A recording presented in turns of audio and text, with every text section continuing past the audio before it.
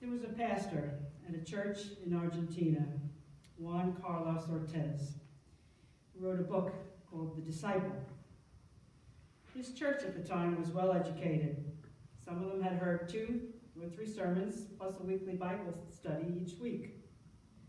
More time, though, was spent on learning the message than on putting the message into practice.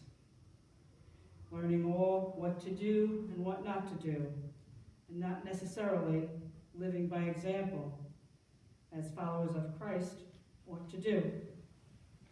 One Sunday, this pastor stepped up to the pulpit. Everybody was expecting him to do his sermon.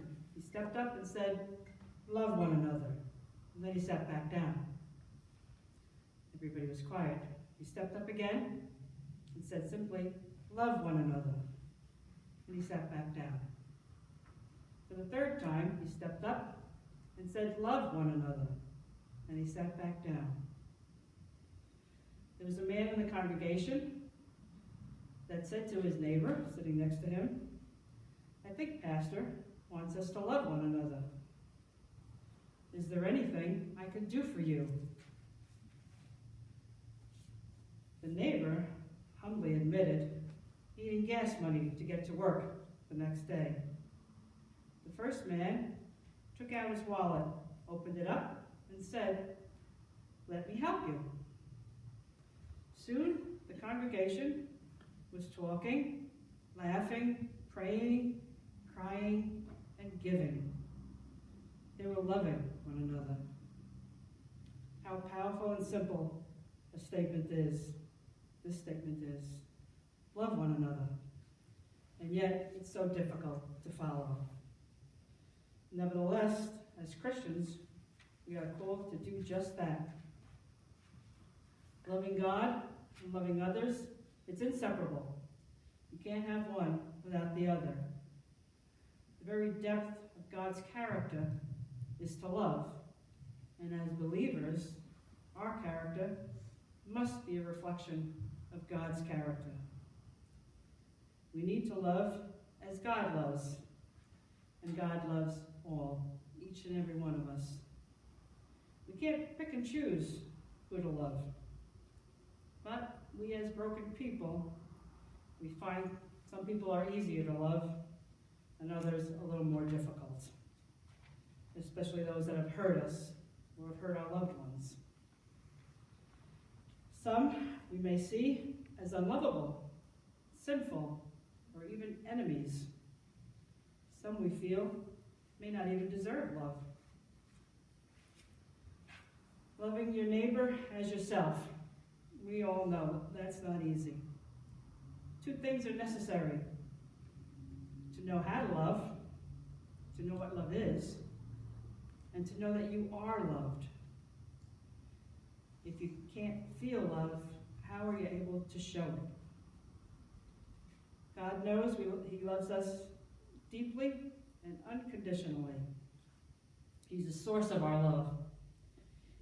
We need to feel it, to know it in our hearts, that we are loved in order to share this love with others.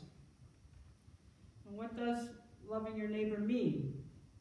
Well, it means acting with compassion, looking out for others, for their well-being, serving them, being kind, showing grace when people mess up and make mistakes, sharing in their joys and in their sorrows, and forgiving. When we actually love those around us, putting their needs before our own, taking the same love that Jesus poured out on the cross to us, and becoming a loving, living, beautiful display for all to see, to show that love. That's when we can come close to showing others the same love that God has for us. Unconditional, generous, and forgiving. Hopefully, we all have felt this kind of love from those around us. Maybe a parent or a grandparent, a spouse or a sibling, a child, a friend or a neighbor. has shown us this love?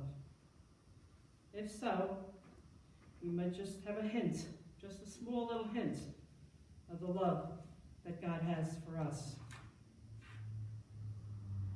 I recently lost a brother, just a few weeks ago.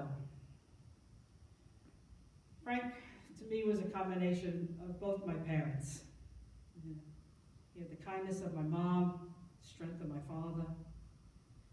And for me, the love that he showed for his family was unconditional. It was a love that was strong, understanding, it was kind, it was compassionate, it was giving, it was patient, and it was definitely forgiving.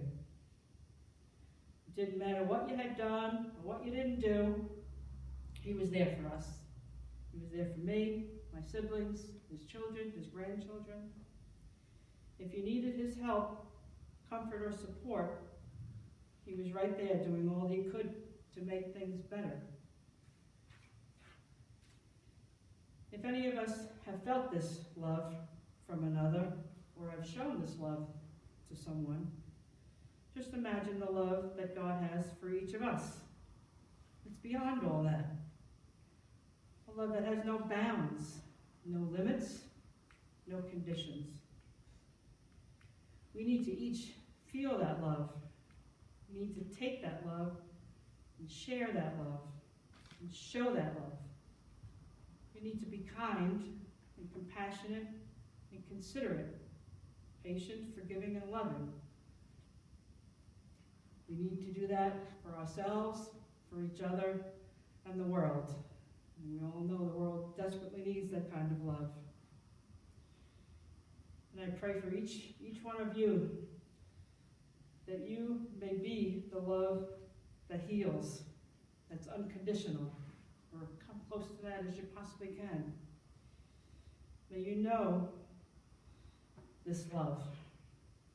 May you be a source of God's love to others. May you be a source of God's love for all to see.